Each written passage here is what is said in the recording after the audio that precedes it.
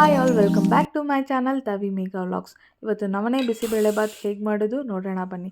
ಇಲ್ಲಿ ನಾನು ಟೀ ಕುಡಿಯೋ ಗ್ಲಾಸಲ್ಲಿ 1 ಗ್ಲಾಸಷ್ಟು ಬೇಳೆ 1 ಗ್ಲಾಸಷ್ಟು ನವಣೆನ ಹಾಕಿ 1 ಅವರ್ ನೆನೆಸಿಡ್ತಾ ಇದ್ದೀನಿ. ಆದಷ್ಟು ಸಿರಿಧಾನ್ಯಗಳನ್ನು ನೆನೆಸಿಟ್ಟು ಮಾಡೋದು ತುಂಬ ಒಳ್ಳೆಯದು, ಡೈಜೆಷನ್ಗೆ ಹೆಲ್ಪ್ ಆಗುತ್ತೆ. ಸೊ ಇಲ್ಲಿ ಕುಕ್ಕರಲ್ಲಿ ನಾನು ಅರ್ಧದಷ್ಟು ನೀರು ತೊಗೊಂಡು ನೆನೆಸಿರೋ ಬೇಳೆ ಮತ್ತು ನವಣೆನ ಹಾಕ್ಕೊಳ್ತಾ ಇದ್ದೀನಿ. ಅದಕ್ಕೆ 1 ಈರುಳ್ಳಿ, 2 ಟೊಮ್ಯಾಟೊ ಹಾಕ್ಕೊಂಡು, ತರಕಾರಿ ನಿಮ್ಗೆ ಯಾವ್ದು ಇಷ್ಟ ಅದನ್ನು ಹಾಕ್ಕೊಳ್ಬೋದು. ನಾನಿಲ್ಲಿ ಕ್ಯಾರೆಟು, ಬೀನ್ಸು ಮತ್ತು ಹಸಿ ಬಟಾಣಿನ ಹಾಕ್ಕೊಳ್ತಾ ಇದ್ದೀನಿ. ಒಂದು 5ರಿಂದ 6 ಜಜ್ಜಿರೋ ಬೆಳ್ಳುಳ್ಳಿ ಹಾಕ್ಕೊಂಡು ಚೆನ್ನಾಗಿ ಮಿಕ್ಸ್ ಮಾಡ್ಕೊಳ್ಳಿ. ಇದಕ್ಕೆ 1/4 ಟೀ ಸ್ಪೂನಷ್ಟು ಅರಿಶಿನ ಹಾಕ್ಕೊಂಡು, ಕಡಲೆಬೀಜ ಹಾಕ್ಕೊಂಡು ಕ್ಯಾಪ್ಸಿಕಮ್ ಹಾಕ್ಕೊಳ್ತಾ ಇದ್ದೀನಿ. ಕಡಲೆಬೀಜನ ನೀವು ಒಗ್ಗರಣೆ ಮಾಡ್ತೀರಲ್ಲ ಆ ಟೈಮಲ್ಲಿ ಕೂಡ ಎಣ್ಣೆಲಿ ಹುರ್ಕೊಂಡು ಹಾಕ್ಕೊಳ್ಬೋದು. ನಾನು ಇವಾಗಲೇ ಹಾಕ್ಕೊಳ್ತಾ ಇದ್ದೀನಿ.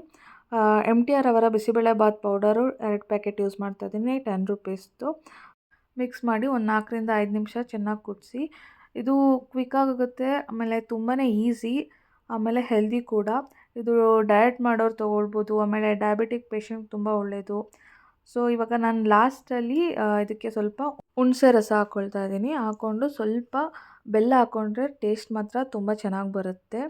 ಆಮೇಲೆ ಇದನ್ನು ಸ್ವಲ್ಪ ಕುದಿಯೋಕ್ಕೆ ಬಿಡಬೇಕು. ಅದು ಚೆನ್ನಾಗಿ ಕುದ್ದಾದಮೇಲೆ ಇದನ್ನು 1 ವಿಷಿಲ್ ತೆಗೆದ್ರೆ ಸಾಕು, ಬೇಗ ಬೆಂದ್ಕೊಳ್ಳುತ್ತೆ ಇದು. ಆದಷ್ಟು ನೀವು ಸಿರಿಧಾನ್ಯಗಳನ್ನು ನೆನೆಸಿ ಮಾಡೋದ್ರಿಂದ ಡೈಜೆಷನ್ಗೆ ತುಂಬ ಒಳ್ಳೆಯದು. ಸೊ ರೈಸ್ ತಿಂದಂಗೆ ಅನಿಸುತ್ತೆ, ಏನೋ ಅದು ಅಷ್ಟು ಡಿಫ್ರೆನ್ಸ್ ಗೊತ್ತಾಗಲ್ಲ. ಸೊ ಆದಷ್ಟು ಹೆಲ್ದಿಯಾಗಿರುತ್ತೆ ಈ ಥರ ಮಾಡ್ಕೊಂಡು ತಿನ್ನೋದ್ರಿಂದ. ಸೊ 1 ವಿಷಿಲ್ ಆಗಿದೆ. ಸೊ ನಿಮ್ಗೆ ಅಕಸ್ಮಾತ್ ಏನಾದರೂ ಗಟ್ಟಿ ಅನಿಸಿದ್ರೆ ಬಿಸಿನೀರನ್ನ ಕಾಯಿಸ್ಕೊಂಡು ಕೂಡ ಅದನ್ನು ಆ್ಯಡ್ ಮಾಡ್ಕೊಳ್ಬೋದು. ಸೊ ಲಾಸ್ಟಲ್ಲಿ ಇಲ್ಲಿ ಸಾಲ್ಟ್ ಆ್ಯಡ್ ಮಾಡ್ತಿದ್ದೀನಿ. ಫಸ್ಟ್ ಆ್ಯಡ್ ಮಾಡಿದ್ರೆ ಬೇಳೆ ಬೇಯಲ್ಲ, ಅದಕ್ಕೋಸ್ಕರ. ಸೊ ಇಲ್ಲಿ ಆ್ಯಡ್ ಮಾಡಿ ಒಂದು ಚೆನ್ನಾಗಿ ಮಿಕ್ಸ್ ಕೊಡಿ. ಟೇಸ್ಟ್ ಮಾತ್ರ ನಿಜವಾಗ್ಲೂ ಚೆನ್ನಾಗಿ ಬಂದಿತ್ತು. ನೀವು ಕೂಡ ಒಂದು ಸಲ ಟ್ರೈ ಮಾಡಿ ನನಗೆ ಹೇಳಿ. ಸೊ ನೆಕ್ಸ್ಟ್ ಲಾಸ್ಟಲ್ಲಿ ಇದಕ್ಕೊಂದು ಒಗ್ಗರಣೆ ಕೊಡಬೇಕು.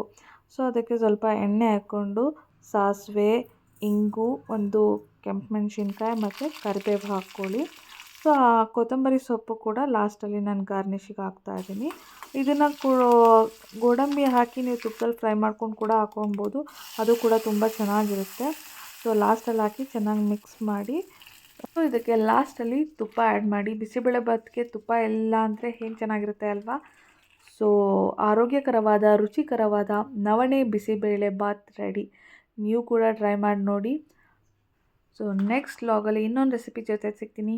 Until take care, bye. Please subscribe to my channel Thavi Megha vlogs. ಹಾಗೆ ಪಕ್ಕದಲ್ಲಿರೋ ಬೆಲ್ ಐಕಾನ್ನ ಪ್ರೆಸ್ ಮಾಡಿ. ನಾನು ನೆಕ್ಸ್ಟ್ ಏನೇ ವಿಡಿಯೋ ಹಾಕಿದ್ರೂ ನಿಮಗೆ ನೋಟಿಫಿಕೇಷನ್ ಬರುತ್ತೆ. ಹಾಗೆ ನಿಮ್ಮ ಫ್ರೆಂಡ್ಸ್ ಆ್ಯಂಡ್ ಫ್ಯಾಮಿಲಿಗೂ ಕೂಡ ಶೇರ್ ಮಾಡಿ. ಸೊ ನೆಕ್ಸ್ಟ್ ವ್ಲಾಗಲ್ಲಿ ಸಿಗೋಣ. ಬಾಯ್.